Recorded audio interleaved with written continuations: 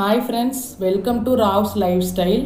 இந்த வீடியோவில் பார்த்தீங்கன்னா இப்போ மதுரை வீலாகோட பார்ட் 2 வீடியோ தாங்க பார்க்க போகிறோம். இந்த வீடியோவில் பார்த்தீங்கன்னா ஃபுல் அண்ட் ஃபுல் சோழவந்தான் பற்றி தான் பார்க்க போகிறோம்.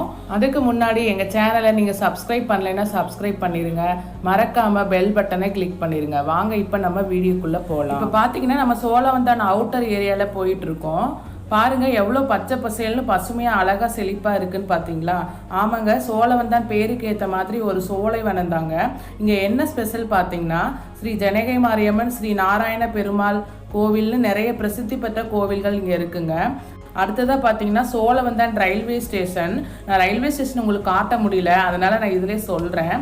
ரயில்வே ஸ்டேஷன் பார்த்தீங்கன்னா இப்போ எக்ஸ்பிரஸ் ரயிலுமே நின்று போகிற அளவுக்கு உங்களுக்கு ரயில்வே ஸ்டேஷனை விரிவாக்கப்படுத்தியிருக்காங்க. ஸோ சோழவந்தான் பொறுத்த அளவுக்கு பஸ் வசதியும் ரயில் வசதியும் ரெண்டுமே இருக்குது. சோழவந்தான் பார்த்தீங்கன்னா மதுரை மாவட்டத்திலிருந்து சரியாக ஒரு 25 கிலோமீட்டரில் அமைஞ்சிருக்குங்க. இதன் அமைப்பு பார்த்தீங்கன்னா வைகை ஆற்றங்கரையோரமாக ரொம்ப பசுமையாகவே அமைஞ்சிருக்கு. தென்கரை தான் சினிமா பிரபலமான டிஆர் மகாலிங்கம் அவர்களின் ஊர். அப்படியே ஆற்றை கடந்து வந்தோம் பார்த்தீங்கன்னா வடகரையில் தான் பிரம்மாண்டமான சோழவந்தான் ஊர் இருக்குது. சோழவந்தான் ஊரை பொறுத்த அளவுக்கு பார்த்தீங்கன்னா இங்கே விவசாயம் தான் பிரதானமாகவே நடக்குது. இங்கே 60% மக்கள் பார்த்தீங்கன்னா விவசாயத்தை நம்பி தான் அவங்களோட வாழ்வாதாரம் இருக்குது. இங்கே பார்த்தீங்கன்னா ஆற்றங்கரையோரமாக இருக்கிறனால உண்மையிலே இந்த ஊர் ரொம்ப பசுமையாகவும் அழகாகவும் இருக்குங்க. பார்க்கறதுக்கே ரொம்ப அழகாக இருக்குது.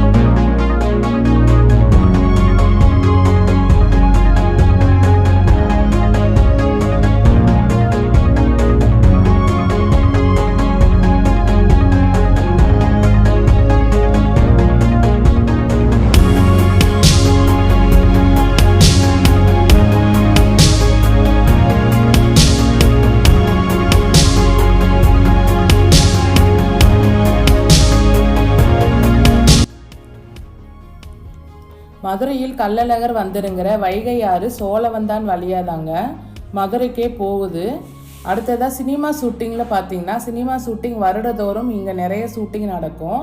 அதில் பார்த்தீங்கன்னா சிவாஜி காலத்தில் இருந்தே சோழவந்தான் ரொம்ப பிரபலமாக இருக்குது. டிஆர் மகாலிங்கம் அவர்கள் இந்த ஊரில் பிறந்தவங்க தாங்க. பட்டிமன்றம் புகழ் ஞான சம்பந்தம் அவர்களும் இந்த ஊரில் பிறந்தவங்க தான். நாங்கள் இப்போ நேராக ஸ்ரீ ஜனகை மாரியம்மன் கோவில் போக போகிறோம். நாங்கள் எப்போ ஊருக்கு வந்தாலும் கண்டிப்பாக ஸ்ரீ ஜனகை மாரியம்மனை தரிசனம் பண்ணிட்டு தான் நாங்கள் அடுத்து எந்த வேலை இருந்தாலும் பார்ப்போம். இப்போ பார்த்தீங்கன்னா ஜனகை மாரியம்மனுடைய அற்புதங்களும் அந்த அம்மனை தரிசித்தா எவ்வளோ ஒரு நல்லா இருக்கும், ஒரு பாசிட்டிவாக இருக்கும் அப்படிங்கிறத பற்றி நான் சொல்ல போகிறேன். இப்போ பார்த்தீங்கன்னா நம்ம ஜனகை மாரியம்மன் கோவிலுக்கு முன்னாடி தான் இருக்கோம். இந்த சுற்று வட்டாரத்திலே ரொம்ப பிரசித்தி பெற்ற கோவில் இது ரொம்ப ரொம்ப சக்தி வாய்ந்த அம்மன்ங்க. அம்மன் திருவிழா காலங்களில் ரொம்பவுமே விசேஷமாகவும் ரொம்ப இதாகவும் இருக்கும். இங்கே திருவிழாவுக்கு முன்னாடியே பார்த்தீங்கன்னா ஒரு 3 மாதம் முன்னாடியே கொடியேற்றம் நிகழ்வு இங்கே நடக்கும். அதுவே ரொம்ப பிரம்மாண்டமாக நடக்கும். அம்மனுக்கு திருவிழாக்களும் ரொம்ப சிறப்பாக நடக்கும்.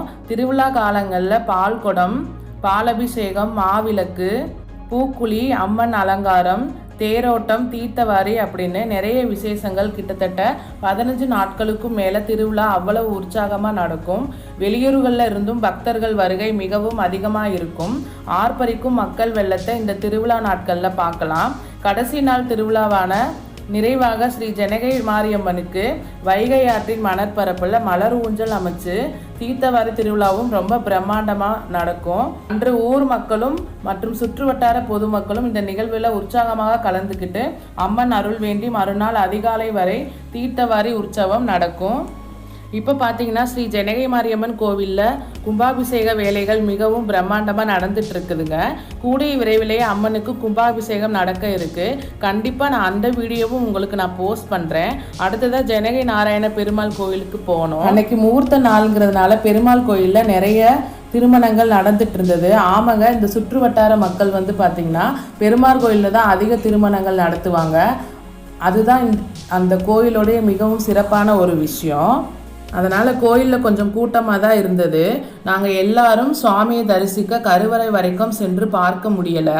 அதுக்கு முன் மண்டபத்தில் இருந்து தான் தரிசனம் பண்ணோம். அப்புறம் ஸ்ரீதேவி, ஆண்டாள், ஆஞ்சநேயர் தரிசனமும் பார்த்தோம். அதெல்லாம் முடிச்சுட்டு கோயில் பிரகாரம் மட்டும் சுற்றிட்டு நாங்கள் அப்படியே மதுரைக்கு கிளம்பிட்டோம்.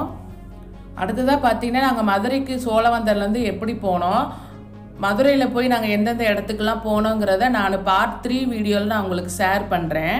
உங்களுக்கு இந்த வீடியோ பிடிச்சிருந்தா லைக் பண்ணுங்கள், ஷேர் பண்ணுங்கள். இதில் வேறு ஏதாவது உங்களோட சஜஷன் இருந்தால் கண்டிப்பாக கமெண்ட் பண்ணுங்கள். அண்ட் மறக்காமல் எங்கள் சேனலை சப்ஸ்கிரைப் பண்ணுங்கள். தேங்க்யூ.